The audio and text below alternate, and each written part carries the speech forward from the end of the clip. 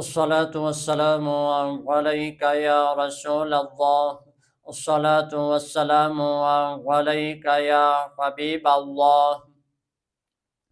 ما كان محمد أبا أحد من رجالكم ولكن رسول الله وخاتم النبيين. ہمیں یاد رکھنا چاہیے کہ عقیدہ ختم نبوت ایمان کا حصہ ہی نہیں بلکہ ہمارے ایمان کی بنیاد ہے۔ اس عقیدے کی حفاظت کرنا ہمارا بنیادی فرض ہے۔ اس عقیدے کو اپنی اگلی نسل تک منتقل کرنا بھی ہمارے اوپر فرض ہے۔